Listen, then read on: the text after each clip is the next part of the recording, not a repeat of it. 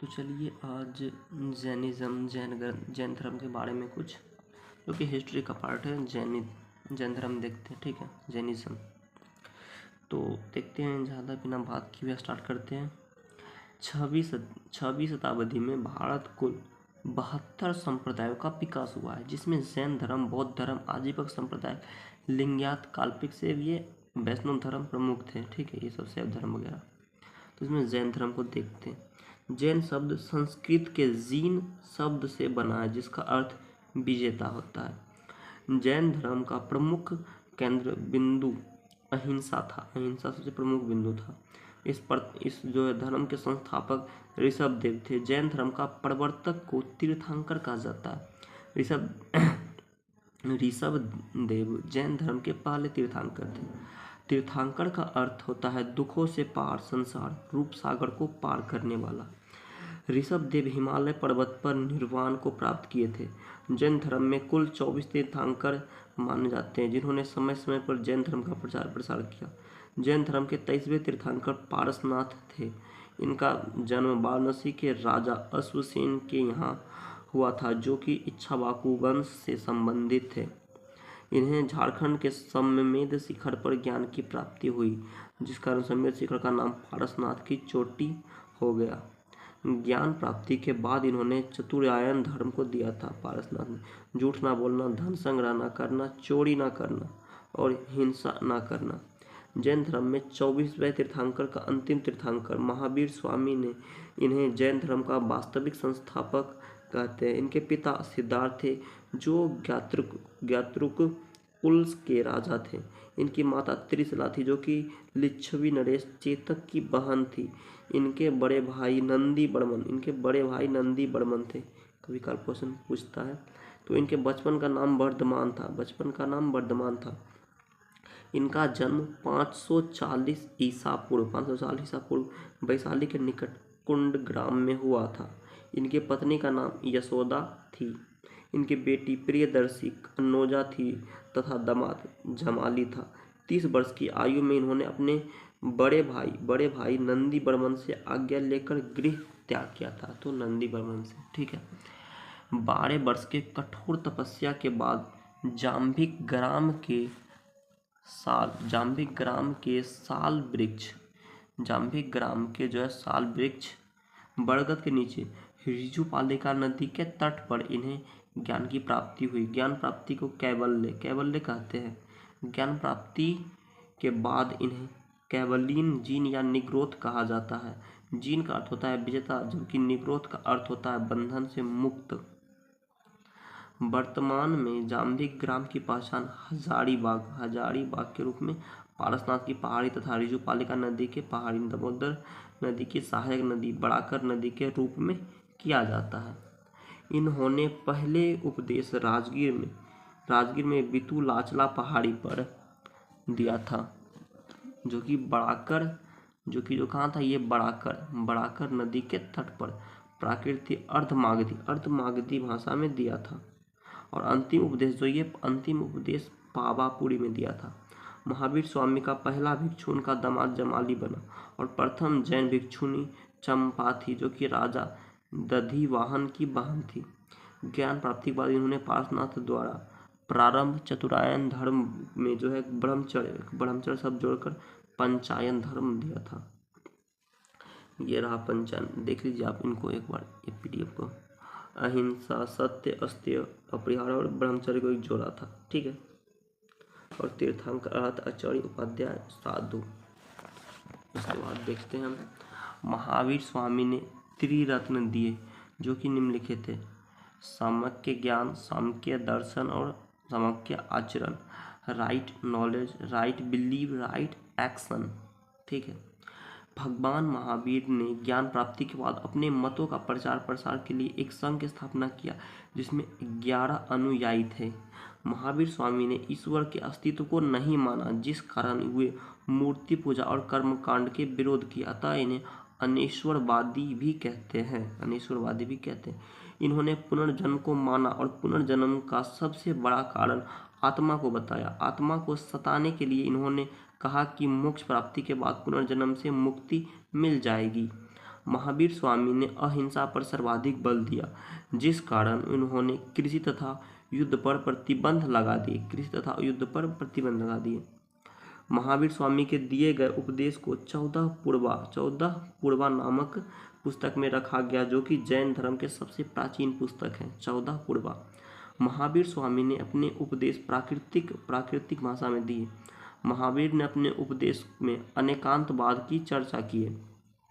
72 वर्ष की अवस्था में 468 ईसा पूर्व पावापुरी में इनकी मृत्यु निर्वाण हो गई।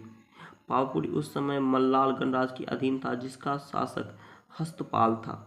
महावीर स्वामी के बाद प्रथम उपदेश देने वाले आर्य सुधर्मन को घोषित किया गया। भद्रबाहु तथा स्थूलबाहु इनके दो सबसे प्रिय अनुयायी थे। मौर्य काल में मगध पर 12 वर्षीय भीषण अकाल पड़ा, जिस कारण भद्रबाहु अपने अनुयायी के साथ दक्षिण भारत में कर्नाटक चले गए। इन्हीं के साथ चंद्रगुप्त मौर्य आए थे, जिसने कर्नाटक के श्रवणबेलगोला में संलेखना से प्राण त्याग दिए। इस भीषण अकाल में भी स्थूलबाहु तथा उसके अनुयायी मगध में ही रुके रहे। जब अकाल खत्म हो गया तो भद्रबाहु मगध लौट आए, किंतु इन दोनों में विवाद हो गया। भद्रबाहु के नेतृत्व में निर्वस्त्र लोग रहते थे, जिन्हें दिगंबर कहा जाता है, जबकि स्थूलबाहु के नेतृत्व वाले लोग श्वेत वस्त्र धारण करने लगे, जिसे श्वेतांबर कहा गया। ठीक है। जैन धर्म के विस्तृत प्रचार के लिए 2 जैन संगीति हुई थी। पहला जैन संगीति 300 ईसा पूर्व पाटली में हुई, जिसकी अध्यक्ष था स्थूलबाहु ने किया था। उसी में भद्रबाहु ने 12 अंग नामक पुस्तक की रचना की। द्वितीय जैन संगीति या 6ठी शताब्दी में गुजरात के बल्लभी में हुई। उसकी अध्यक्षता देवाधिश्रवण में किया था। उसकी संगीति में 12 उपांग की रचना की गई। जैन साहित्य को आगम कहते हैं। जैन भिक्षु को निवास के वसदे कहा गया है। जैन तीर्थंकर को जीवनी भद्रबाहु द्वारा रचित कल्पसूत्र में है। अनुव्रत सिद्धांत जैन धर्म में अनुव्रत सिद्धांत जैनिज्म में है। साम्यवाद, अनेकांतवाद और साप्तभृंगी ज्ञान, जीन, निग्रोध, तीर्थंकर, कैवल्य सभी का संबंध जैन धर्म से है।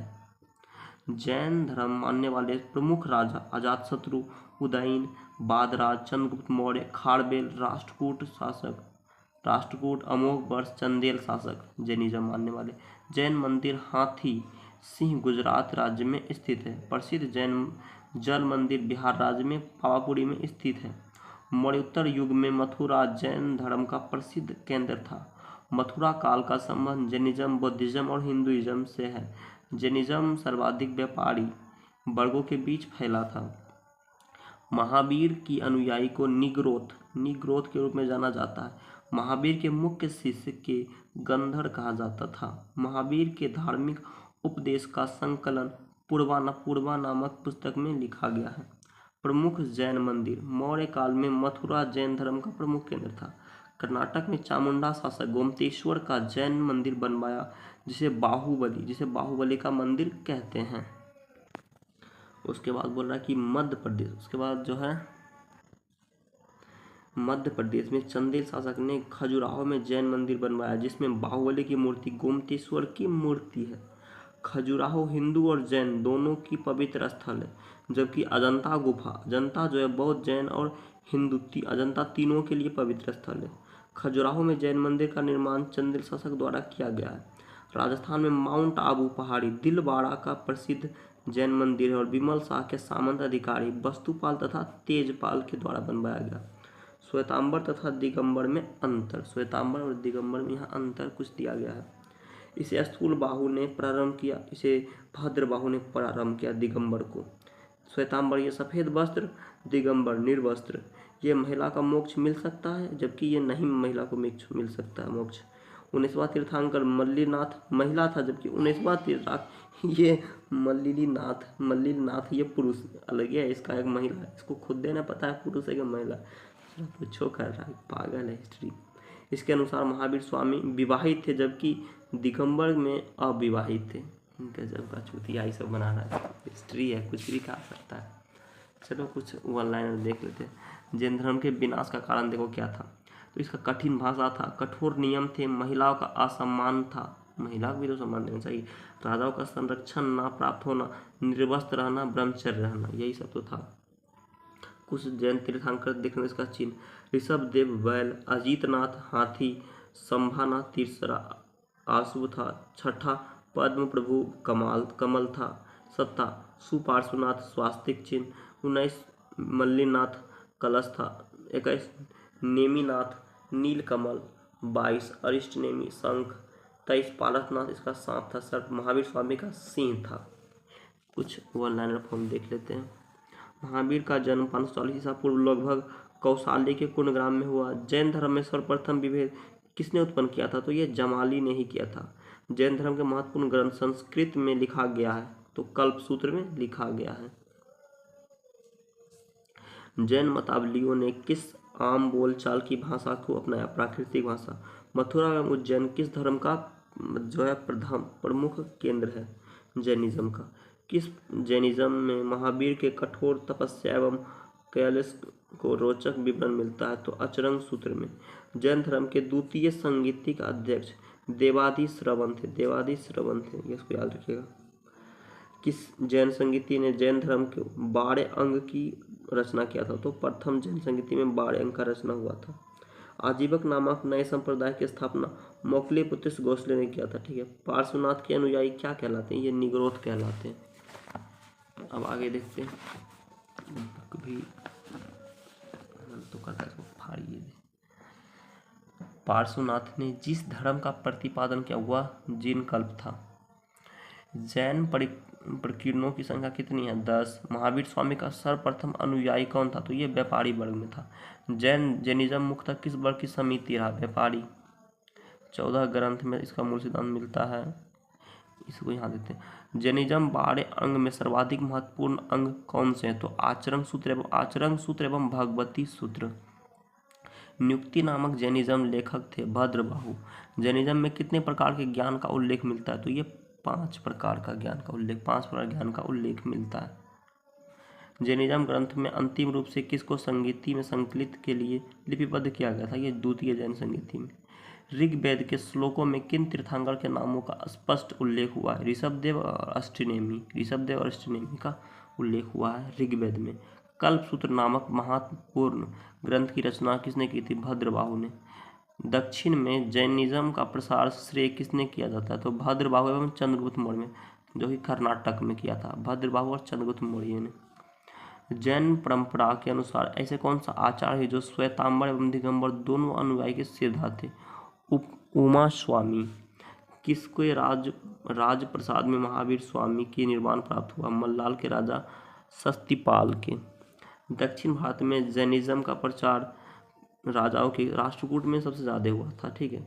और कुंडलपुर जन्मस्थान कहाँ है? तो ये महावीर स्वामी का है। महावीर की जैन की मृत्यु किस नगर में हुई? तो ये पावापुरी में मृत्यु हुई थी। भारत की धार्मिक प्रथाओं के संदर्भ में स्थानक संप्रदाय का संबंध किससे? ये जैनिज्म से है। जैनिज्म संस्थापक है ऋषभदेव। इसका प्रथम तीर्थंकर ऋषभदेव। तीर्थंकर पार्श्वनाथ स्थानों में से मुख्यतः किस स्थान का संबंधित है? ये वाराणसी। तीर्थंकर शब्द जो है जैनिज्म में दिया गया है। नेक्स्ट कह रहा है कि प्रभासागरी जिनका तीर्थ स्थल है वह है तो क्या? तो ये जैनिज्म का है। ठीक है।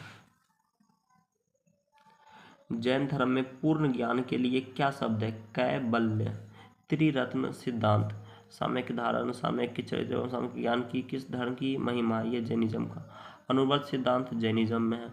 ये सब सेम, ये सभी यहाँ, ये सब फालतू का चीज़ यहाँ देखते हैं। जैनिज्म धर्म का आधारभूत बिंदु था ये अहिंसा था। ये क्या है? उसके बाद बोला कि प्रारंभिक जैन साहित्य किस भाषा में लिखा? तो ये अर्धमागधी भाषा में था। और कौन सा सबसे पूर्व कली का जैन ग्रंथ कहलाता? ये 14 पूर्वा है। कौन सा स्थल पार्श्वनाथ संबंध? ये सम्यद सीखा है पार्श्वनाथ से, इसी अभी नाम है पार्श्वनाथ का चोटी। महावीर का प्रथम शिष्य जमाली था। किस जैन सभा में अंतिम रूप से श्वेतांबर आगम का संपादन हुआ है? पाटलिपुत्र। महावीर का प्रथम अनुयायी जमाली था। समाधि मरण किस दर्शन संबंधी है? जैनिज्म से। श्रवण बेलगोला में गोमतेश्वर की विशाल प्रतिमा किसने स्थापित किया? चामुंडाई शासक ने। आजीवक संप्रदाय संस्थापक मौखलीपुत्र गोसाल था। किसने प्रतिपादित किया कि भाग्य ही सब कुछ निर्धारित करता है, मनुष्य असमर्थ होता है? तो ये आजीवक ने किया था। संप्रदाय जो नियति को अटलता में विश्वास करता है, तो ये आजीवक था। ठीक है, इसको बराबर की गुफा दिया भी गया था। बराबर की गुफा उपयोग आ गया, किसने आश्रय गृह के रूप में किया था? तो आजीवक ने बराबर की गुफाएं। यूपी के बौद्ध एवं जैनियों दोनों के प्रसिद्ध तीर्थ स्थल है, तो ये कौशाम्बी, बौद्ध एवं जैन दोनों। महान धार्मिक घटनाएं, महाभिषेक किससे संबंधित है और किसके लिए कहा था? तो ये बाहुबली के लिए। उसके बाद बोला कि जैन धर्म के प्रथम तीर्थंकर ये ऋषभदेव थे। कुछ देख लेते हैं। जैन धर्म में पूर्ण ज्ञान को कैवल्य कहा गया। अनुव्रत सिद्धांत ये जैनिज्म से है। अनेकांतवाद ये भी जैनिज्म से है। ठीक है, निम्नलिखित में से जो है का सबसे पूर्व कली का जैन ग्रंथ कहलाता है? ये 14 पूर्वा है। ठीक है, प्रारंभिक जैन साहित्य निम्नलिखित में से ये तो अर्धमागधी भाषा इसका था। पार्श्वनाथ को समेत शिखर पर 11 था। भगवान महावीर के प्रथम शिष्य जमाली था। ठीक है, उसके बाद कुछ इधर देखते हैं। संप्रदाय जो नियति को अटलता में विश्वास करता है, ये आजीवक था। बराबर की गुफा आजीवक को दिया गया था। यूपी एवं बौद्ध जो है जैनिज्म, यूपी में जो बौद्ध और बुद्धिज्म और जैनिज्म में प्रसिद्ध तीर्थस्थल कौशाम्बी है। महान धार्मिक घटना महामहोत्सविषेक की निम्नलिखित में से किससे संबंधित और किसके लिए की जाती है? तो ये बाहुबली के लिए। तो ये आज का जैनिज्म 16 मिनट का वीडियो है, 17 मिनट का। तो इसमें जैनिज्म के बारे में देखें तो इसका नेक्स्ट वीडियो हिस्ट्री का जो होगा वो बुद्धिज्म होगा। उसके बाद फिर हसीन वो हरियंक वंश की राजाओं की, जिसमें 16 महाजनपद की चर्चा आएंगी। तो इसमें अभी जैनिज्म था, नेक्स्ट वीडियो में बुद्धिज्म आ जाएगा। उसके बाद कुछ पारसी धर्म वगैरह वगैरह बचते हैं, तो उसको निपटा करके फिर 16 महाजनपद में आ जाएंगे। तो चलिए इसको यहीं पर एंड करते हैं। तो मिलते हैं इसके किसी नेक्स्ट वीडियो में किसी नेक्स्ट टॉपिक के साथ। जय हिंद, जय भारत।